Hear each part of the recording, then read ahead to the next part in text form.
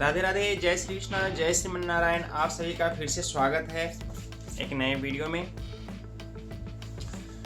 दुनिया का हर इंसान जब माँ के पेट से बाहर आता है ना तो सबके सब दूध पी रहा होता है। आज लोग शराब, सिगरेट, मांस, मछली, मुर्गी, अंडा, गलत चीज खाना पीना, बोलना करना कहाँ से सीख गए? संगत से। चोर की संगत करके कोई भी डॉक्टर, इंजीनियर, वकील या जज नहीं बन सकता, वो चोर ही बनेगा। वैसे ही शराबी की संगत से शराबी बन जाते हैं लोग, जुएरी की संगत से लोग जुएरी बन जाते हैं और गजेरी की संगत करने वाले लोग गजेरी बन जाते हैं। नाले से दोस्ती करके उसके पास बैठ भी जाओगे तो नाचा करके दुर्गंध अंदर जाएगा ही जाएगा, उसको रोक नहीं सकते। और गुलाब से दोस्ती करके आप उसके पास बैठ भी जाओगे तो नाच आ करके आपके अंदर सुगंध जाएगा ही जाएगा, उसको रोक नहीं सकते, है कि नहीं?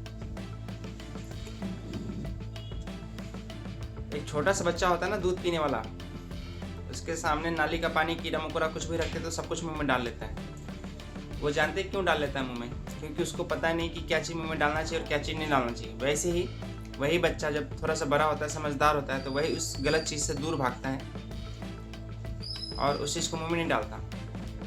वैसे ही जो ज्ञान के कच्चे होते हैं ना, वो कच्चे आम की तरह होते हैं। कच्चे आम होते हैं ना, उसको पेड़ से छुड़ाने की कोशिश करेंगे तो भी नहीं छोड़ता। कच्चे आम को पेड़ से छुड़ाने की कोशिश करते हैं तो भी नहीं छूटता, और वही आम जब पक जाता है ना तो पेड़ से छुड़ाना नहीं पड़ता, खुद ब खुद छूट जाता है। वैसे ही ज्ञान के कच्चे होंगे और उसको कहेंगे कि ये गलत रास्ता है, छोड़ दो, तो नहीं छोड़ता, वो भी बिल्कुल कच्चे आम की तरह होता है। और वही जब ज्ञान के पक जाते हैं ना तो पके आम की तरह उसको समझाना नहीं पड़ता, खुद ब खुद गलत चीज़ें छूट जाते हैं। ज्ञान के कच्चे होते हैं ना तो कच्चे आम की तरह होते हैं। एटीट्यूड, अहंकार भरा होता है। जैसे कच्चा आम होता है ना, उसको आप दाबेंगे ना तो वो नहीं दबता, वो उसमें भी अहंकार एक दिखता है, एटीट्यूड दिखता है। क्योंकि ज्ञान का कच्चा मतलब कच्चा है ना वो, और वही आम जब पक जाता है तो दबाएंगे तो दब जाता है। वैसे ही ज्ञान के कच्चे होंगे, वो उसको कहेंगे कि कोई भी चीज़ समझाएंगे तो उसके अंदर अहंकार भरा हुआ है, वो मानने को, सुनने को तैयार होता ही नहीं। और वो जब ज्ञान के पक जाते हैं तो पके आम की तरह वो भी समझदार हो जाते हैं और वो भी जान जाते हैं कि हाँ ये गलत है। कच्चा आम को जब खाएंगे ना तो दांत कूट हो जाता है, और वही आम जब पक जाता है ना तो आप कितना मर्जी खा लो। कच्चा आम को खाने के बाद आप कुछ खा नहीं सकते हैं, पर आम जब पक जाता है ना तो उसको खाने के बाद आप पेट भर सकते हैं, पेट भर के खा सकते हैं, उसके बाद भी कुछ भी खा सकते हैं। जो ज्ञान के कच्चे होते हैं ना तो कच्चे आम की तरह उसकी चटनी बनाई जाती है, और ज्ञान के पक जाते हैं ना तो उसको पके आम की तरह स्वाद लेकर के परिवार में मिल बांट के खाते हैं। देखिए, चटनी बनाई जा रही वही आम का, क्यों? जब कच्चा है। और वैसे ही जब आप भी ज्ञान के कच्चे होते हैं ना तो संसार में आपका भी चटनी ही बनाया जाता है एक तरह से। तो इसलिए ज़रूरी है ज्ञान के पक्का होना, हर चीज़ की जानकारी होना, समझदारी होना। आप नहीं जानेंगे तो आपको कोई भी बेवकूफ़ बना सकता है, कोई भी ठग सकता है, कोई भी गलत रास्ते पे ले जा सकता है।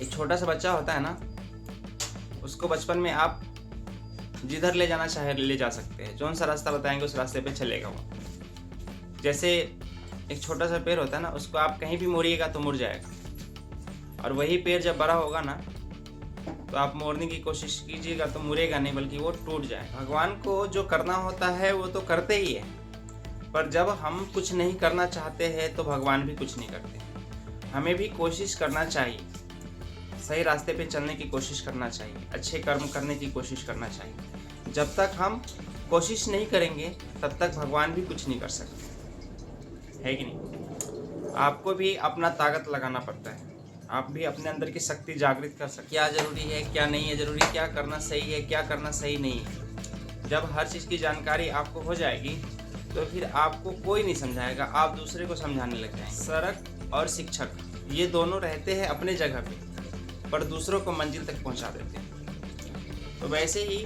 जब गुरु सही रास्ता दिखाते हैं ना तो वो रहते हैं गुरु उसी जगह पे, पर गुरु अपना दिया हुआ प्रवचन ऐसा बताते हैं कि शिष्य मंजिल तक पहुंच जाता है। टीचर भी अपने स्कूल में ही बच्चे को पढ़ाते हैं, पर वही स्टूडेंट पढ़ लिख करके अपने मंजिल तक पहुंच जाते हैं।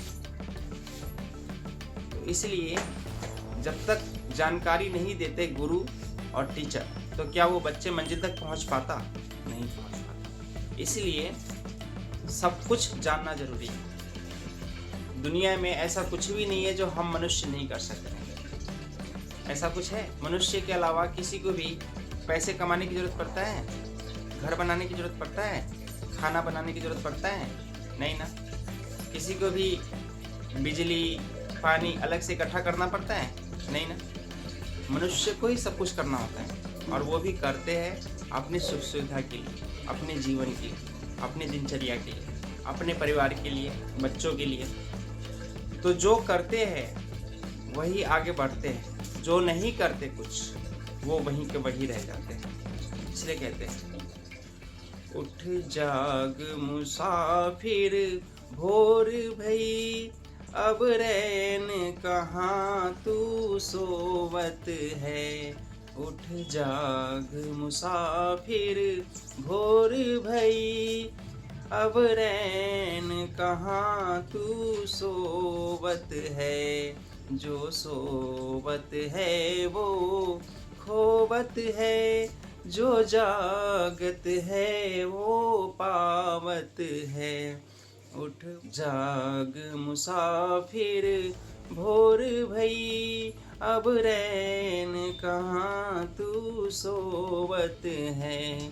जो सोवत है वो खोवत है, जो जागत है वो पावत है। इसलिए जाग जाइए। जब जागा तभी सवेरा। जब आपको लगेगा कि हाँ मुझे अब समझदारी आ गई, अब मुझे सही रास्ता पे चलना चाहिए, उसी दिन समझो कि आप नींद से जाग गए। और जब जागा तभी सवेरा। जिंदगी की शुरुआत आपकी उसी दिन से हो जाएगी। ठीक है, तो आप अपनी शक्ति को पहचानिए, अपने अंदर की शक्ति को जागृत कीजिए कि आप है क्या ब्रह्मांड। हिरण्यकश्यप ने कहा अपने पुत्र प्रहलाद से कि क्या तुम्हारे भगवान इस खंभे पे हैं? तो प्रहलाद जी ने कहा कि हाँ मेरे भगवान इस खंभे पे हैं। तो जैसे हिरण्यकश्यप ने प्रहार किया, वैसे ही भगवान नरसिंह जी प्रकट हो गए खंभा चीर करके। तो क्या भगवान नरसिंह जी वहाँ पे थे? नहीं थे। फिर भी भगवान को वहाँ पे आना पड़ा। क्यों आना पड़ा? क्योंकि वो जानते थे कि अगर मैं आज यहाँ से प्रकट नहीं होऊंगा ना, तो मेरे भक्त का विश्वास टूट जाएगा। फिर एक जगह कहा गया कि वही भगवान गुरु गोविंद सिंह जी के पास वही भगवान क्यों नहीं आया जब उनके पुत्र को दीवारों में चुनवाया गया। तो यहाँ पे कुछ बातें हैं। देखिए, भगवान को यहाँ पे नहीं आने का कारण क्या है? उस समय जब गुरु गोविंद सिंह जी के पुत्र को दीवारों में चुनवाया गया था, तो वो देश के लिए काम कर रहे थे। वो देश के लिए काम कर रहे थे। कुछ लोगों ने कहा, उनकी पत्नी ने कहा कि आपके पुत्र को दीवारों में चुनवाया जा रहा है, फिर भी आपको कोई फर्क नहीं पड़ता। तो बोला, चुप हो जा पगली, ये भारत जो है ना हमारा देश है, और इसमें जो भी पुत्र है सब हमारे ही बच्चे हैं। 2 बच्चे चले गए तो क्या हो, हजारों लाखों बच्चे तो है ना हमारे पास। तो इसलिए उन्होंने ये सबक सिखाया। और इसके पीछे क्या सीखने को मिलता है हमें? देखिए, गुरु गोविंद सिंह जी देश के लिए काम कर रहे थे, फिर भी भगवान नहीं आया। और प्रहलाद जी और हिरण्यकश्यप, ये दोनों बाप बेटे का ही झगड़ा था, फिर भी भगवान को आना पड़ा। इस दोनों में अंतर क्या है?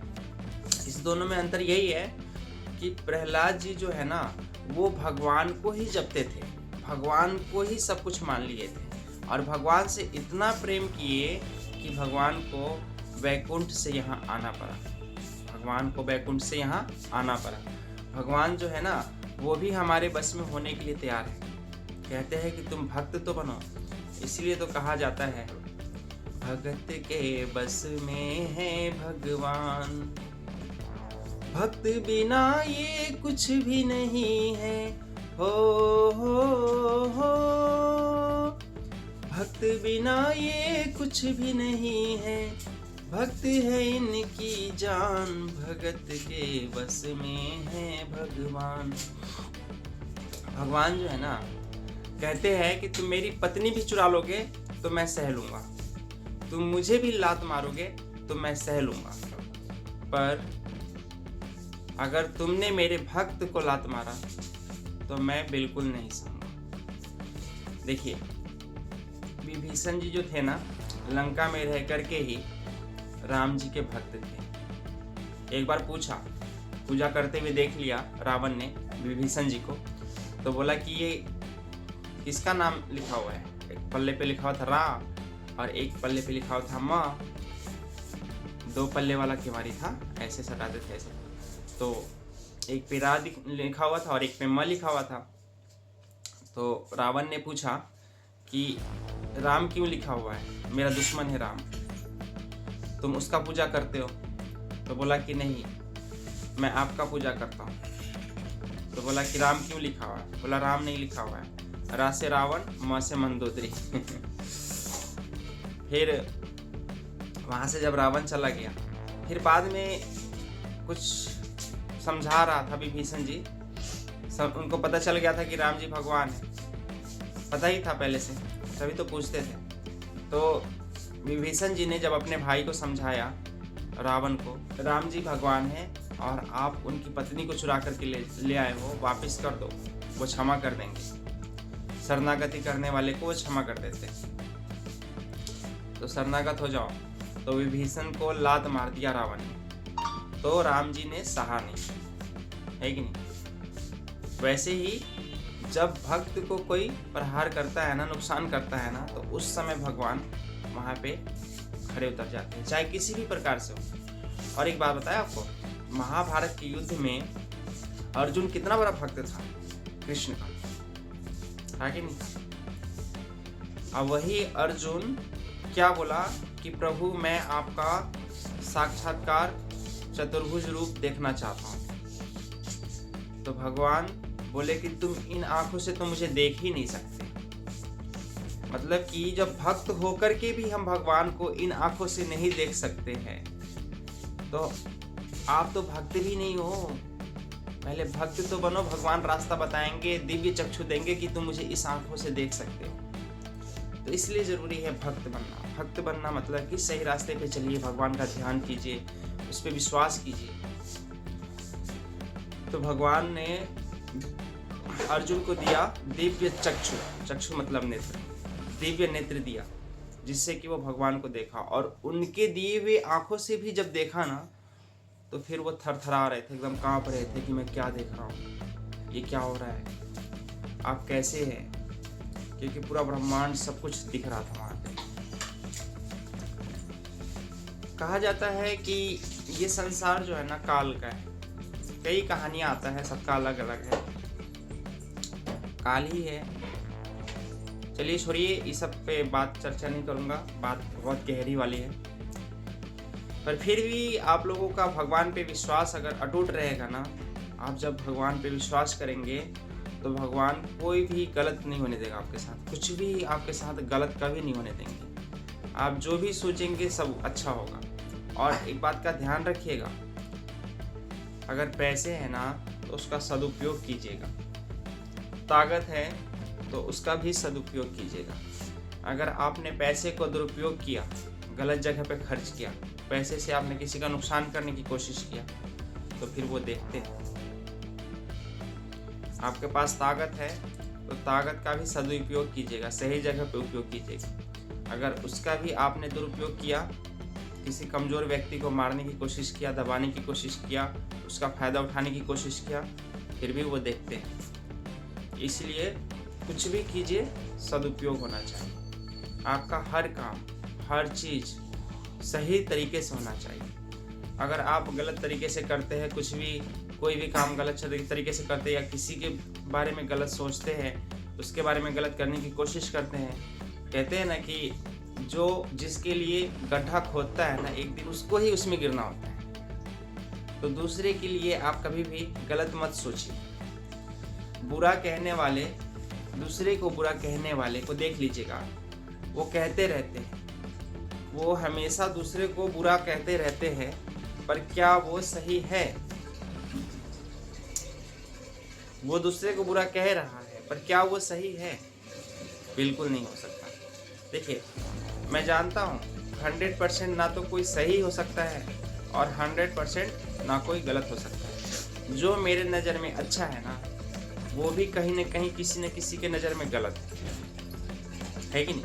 हो सकता है, होता ही है। और जो मेरे नज़र में गलत है, वो भी कहीं न कहीं किसी न किसी की नज़र में अच्छा है।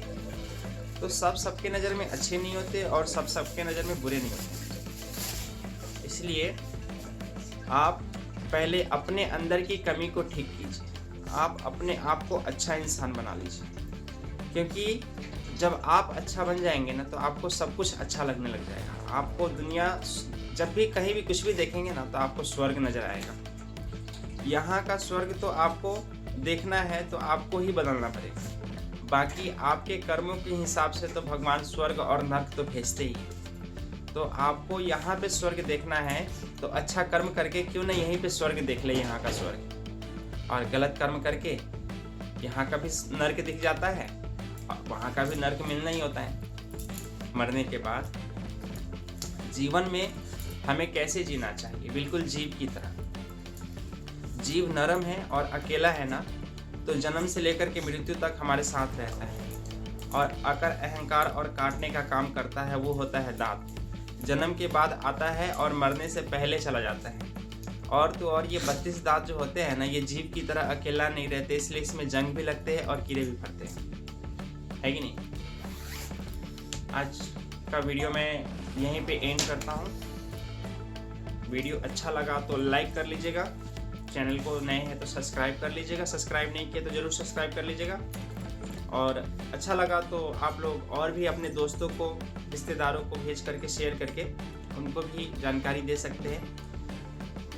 अच्छी चीज़ें हैं तो और भी अच्छी जगह पे देना चाहिए, लोगों को सिखाना चाहिए, ताकि अपने साथ साथ औरों का भी भला हो। दोस्तों ठीक है, राधे राधे। यहीं पे वीडियो को समाप्त करते हैं, मिलते हैं अगले दिन। जय श्री राम, जय श्री कृष्णा, जय श्री राम।